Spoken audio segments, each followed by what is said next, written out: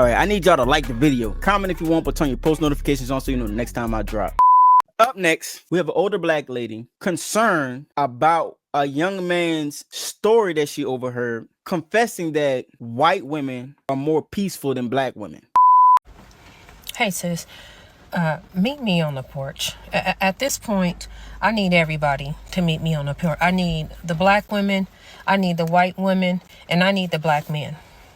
This is some seriously real shit that I am utterly disturbed by, and I am just tired because I don't understand why there's this major attack on black women. When you look at all correction as an attack, then you can't grow. When you're projecting outward and not saying, dang, what could I do internally that would grant me the outcome that I'm looking for, and not be dismissive to someone else's experience. But I'm gonna go ahead and let her keep cooking. If it goes into a part 2, not a problem. I'm about to ram it up. I was in the barbershop today.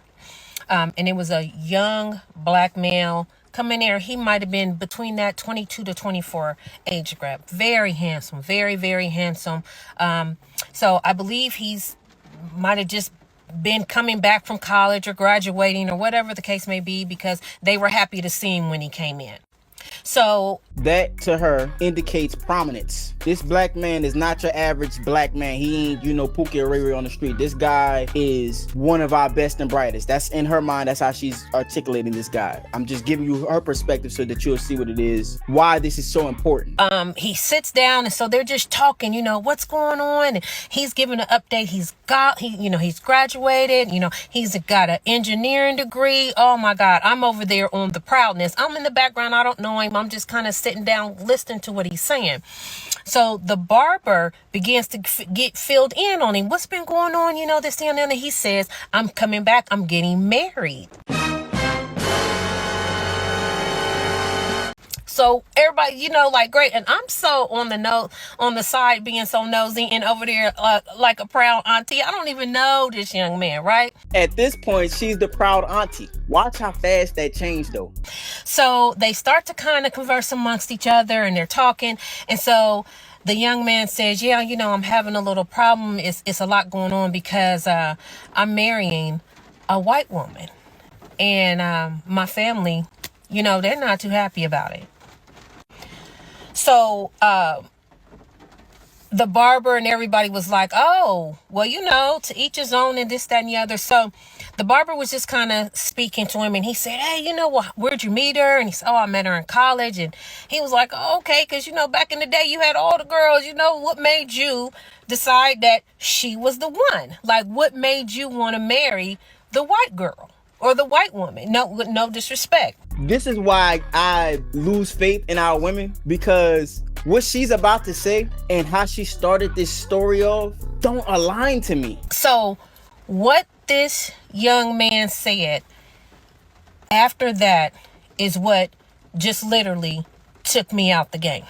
As a black woman, as a black mom, in general. I'm giving her grace at this point. Even though she said that shit in the front, it took you out the game. Does it take you out the game because of accountability? So he says that, he come from, of course, the hood and had a hard knock life, just with one mom and no dad, and that same shit. Like, don't nobody I hate the fact that is such a stereotype. We hate it too. It's reality. You know what I'm saying? Like, what are we talking about? This ain't no stereotype. This is how we live it. We're not saying this shit to make you feel bad. How do you dismiss that? I don't get it. But so he goes off to say that when he went to college, it was a college that was mixed, but more so of a white college. And he start, meeting up with white friends, and, they introduced him to another whole world that he didn't know existed, and the young girl, she became a friend and then introduced him to their family. And when he goes over there, they're all married. The parent is married, and they have a really good home, and they do things together and they communicate. It's just a good energy, a good vibe. And this man said, I never knew this side of life. My life was always loud and chaotic and always disruptive with my family. So the young man said, you know, he would go over there and they would go on vacations. They would have Sunday dinners. You know, when they had cookouts, there was no fussing, no fight, no arguing. It was just all love and vacations. I was thrown at what this young man was saying in regards to what he seen and what he witnessed being with this young lady and this new side of life. This is the part that bewilders me, right? She just gave a dissertation of his experience that he shared, right? So now that you're equipped with that information, what are you gonna do with it? Are you gonna take it and create a weapon and attack him for it? Or are you gonna look at it and say, you know what? We have something to work on here as a community, because if I'm seeing and we're seeing our best and brightest marry out at a increasingly alarming rates, then there has to be something that we have to do to divert this. Instead of feeling attacked, you can look at this as an opportunity to think about what they're doing right and what you're doing wrong. And so he said that, you know, when he seen it, he started thinking about all of the chaos that his life was. You know, it was always baby mama drama and fussing and fighting, and they'll get together as a family and it'll be a fight, and the drunk uncles, the drunk mamas, you know, he was like, my aunt and uncles, they all on welfare and always scheming and always fussing and fighting, cussing, you know, trying to hook up with this dude and that dude. And it's just all these black women, just all that seemed like that's all I was raised up under. That's all I seen. That's all I know. And then I get to the white woman and it's different. And what he said after this is what really broke me. He said, you know, it's like when I came home the last time, he said, and I was in my family's event, it was nothing but chaos. He said the women, they in house shoes and bonnets, you know, they ghetto acting. He said, and I love them, but I don't love it. And he said, being with my white girlfriend, fiancée, and her family, he said, you know what it's like? And this is what got me, ladies. He said, it's like if you're in a crowded room and you're surrounded by chaos and just everything is just chaotic and noisy and loud and disruptive, and you take some headphones and you put the headphones on and you can drown everything out, because when you put the headphones on, it's quiet and it's peace. He said, that's what my fiance is to me and her white family. That whiteness, he said, they're my headphones and they are my peace. He said, and then black women and my black side of the family, they are the noise. They are the chaos. They are the noise. Women, unchecked, operating on how they're feeling, creates the community that we have right now today, which is pure chaos. And that's what he was speaking to. I be tired of getting called intimidated because we don't be liking some of y'all. I ain't saying it's all women. I would never say that. What I will say is that I think a good amount of women hate when men lead with their accomplishments, lead with their material, lead with their position in life. And because we all learn success from the same model, some women do that too. Shorty, I don't give a about most of that you talking about. You're not likable. Them last 8 years in college is all the personality you got. It's all the you talking campus still, shorty. You don't like I'm not trying to take away from what anyone has accomplished. It's just to say that like some people really are lack self-awareness and think because they've accomplished so much on paper that translates to being a good person in everybody else's life, and it don't. It does not. Being accomplished does not make you likable. They don't even kind of equal each other. Being selfish is a double-edged sword. Women, their perspective of what they like in men, they think that because they like that in men, men like that in women. But that's not the truth. They think that their accomplishments mean something to men, but it don't. Hey, yo. Our sacrifice is here. What the hell? We've been waiting for you. We've been waiting for you. What is wrong with y'all? Asa! Oh my God! Why do you look like Are you ready to get sacrificed? I bind that in the name of Jesus. Oh my God! Get me off this car, Paris. Take that off of your head. Let's play rock, paper, scissors. Whoever wins gets to sacrifice her. Sacrifice who? Let's go. What are you talking about? Rock. We're all sacrificing you. Yeah, okay, I'm gonna sacrifice my fist in your mouth. We should go get our necks pierced. Dude, get your necks pierced. We should go to the chiropractor, get our neck broken. And it was your heart on the line. Oh my God. Hello? I really messed it up this time. Deny my dear. Get your friend, Paris. I just bought a new pet, I don't want to play this game. Are we going to the store? a pet crow. Are we going to the store? Oh my God, come on. What the hell? Oh, sorry, that wasn't me. Asa. These voices in my head, I don't want to listen to them. Yeah, you better not listen to him. What he saying? No, I don't want to hurt my mom. Hey, hurt me if you want to. Hurt I your got mom? something for that. Listen to the voices. You better in your shut head. up, Should I Sean. listen to the voices in my head? You want to get slapped? Ah! Stop it. Everyone! No, you're I'm not. not gonna hurt her. Yeah, you're Yes, not. you are. No, I'm not. Yeah, Yes, you you are. are. No, I'm not. Yes, you are. No. Dude, Okay, I'm back. I'm going to slap you. Now let's go to a dark alley. Dude, I'm about With to no get out cameras, this car. with nobody Bye. around. Come back, sacrifice. Come back. That remind me of the Mike Epps stand up. Timmy, you're grounded and you're dead, mom, bitch. You're fucking out of here, man.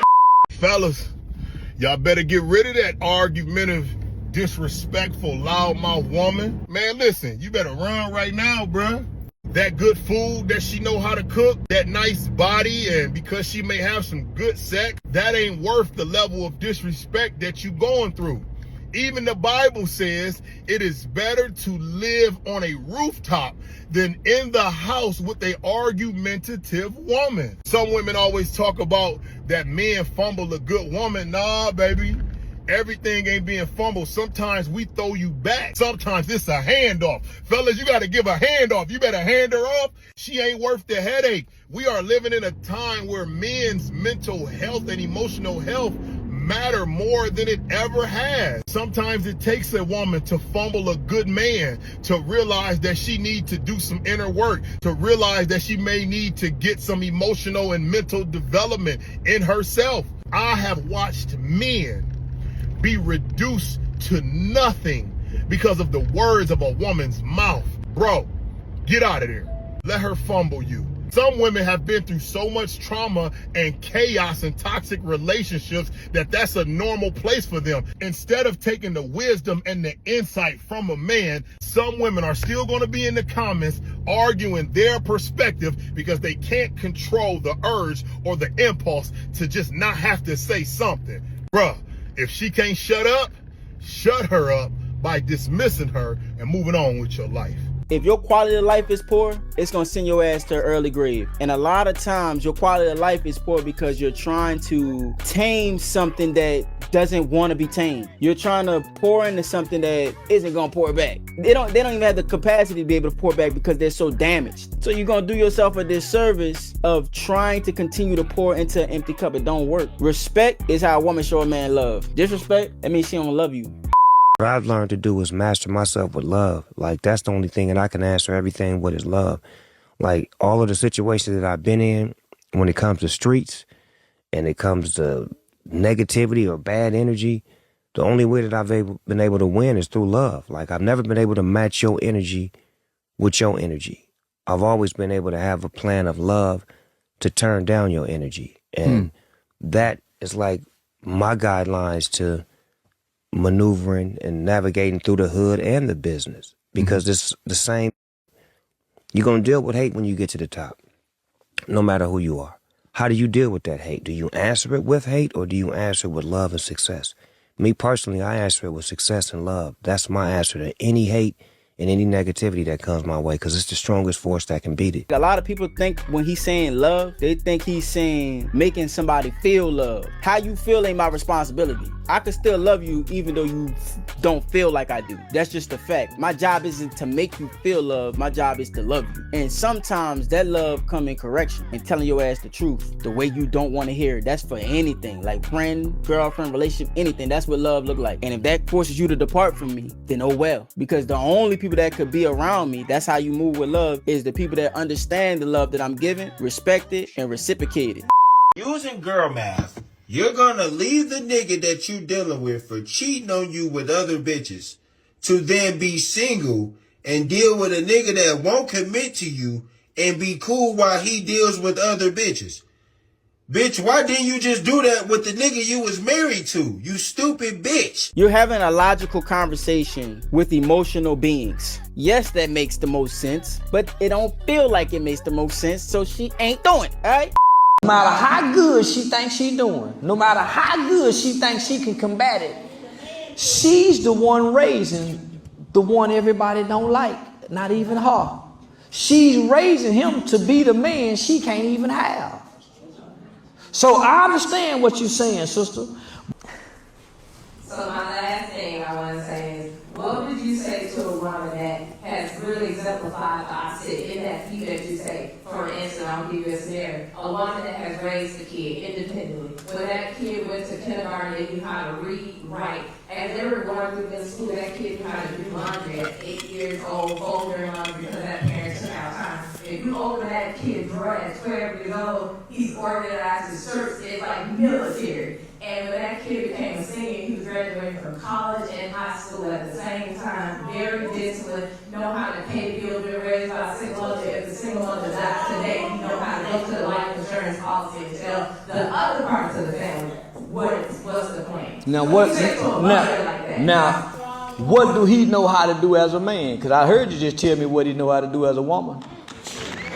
That's the part that a lot of women don't understand, and it needs to be said and articulated. Women can't teach men how to be men. It's just a fact of the matter. You know, no matter how hard you try, no matter how good your intentions are, no matter how thorough you be, you're never gonna be able to do it. It's not for you to do it. It's just not. Can a woman ever recover from being an OF never model? No. What? Absolutely not. But she changed her life, Sarah. I don't care. She found God, Sarah. Well, that's okay. Let me reiterate. Can she recover? Yes. Will she have the best options of high value, high earning masculine men? No. But it doesn't matter. She's abstinent. She sold her body on the internet. She's abstinent People now. People have seen her busted, spread wide open. There's no way. She dressed modestly now. What is modest when you've seen it all? She is a member of the PTA, Sarah. I love that for her. Ladies, we have to do a better job of measuring the consequences of our actions in the now. Now, although femininity deeply lives in the now, we also have to be mindful of what's going to happen in our future. If you decide to be ran through, if you decide to have an OF, if you decide to do adult entertainment industry, you are disqualifying yourself from a certain type of man. You are disqualifying yourself from certain types of opportunities and experiences.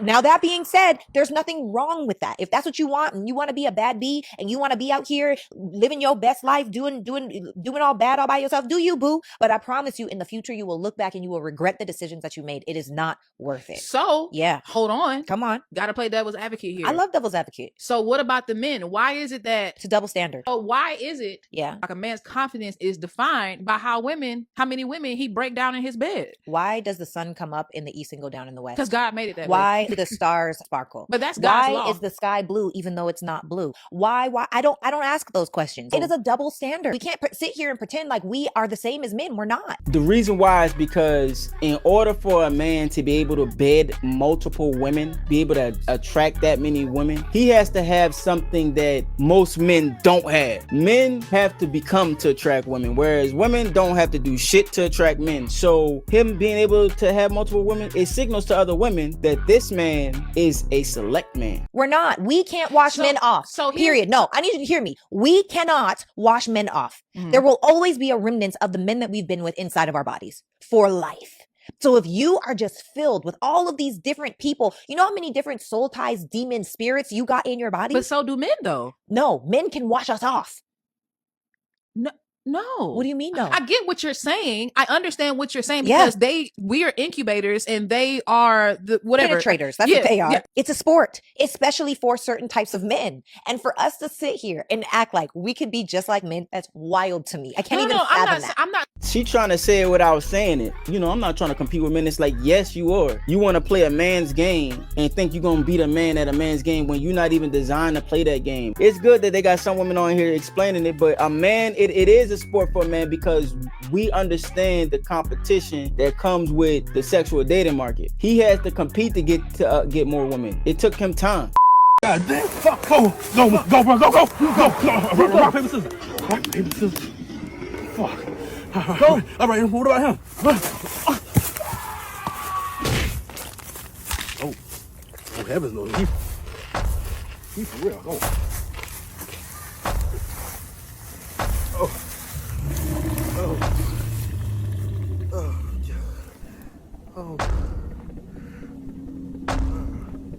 Man, listen, I already know 100 dudes can definitely take on one gorilla. You got to think about the stamina. A gorilla can't keep fighting, you know what I'm saying? And we have a lot of crash outs in the human race going across all demographics. So if men can still be high value with multiple baby mamas and multiple girls, why is it that the women have to put in extra work to be high value if they have multiple children by multiple men? There's multiple reasons. Number one, your womb has already been occupied by another man's seed. That's the biggest part, right? Then on top of that, your whole body just changed physically. Your whole physiology just changed. Your whole mindset around everything just changed because you had a baby by somebody else's seed. You pair bond with that nigga. Like y'all have a different code that y'all have. Y'all are connected for life together. Men understand that. And then on top of that, you have them for at least 18 years.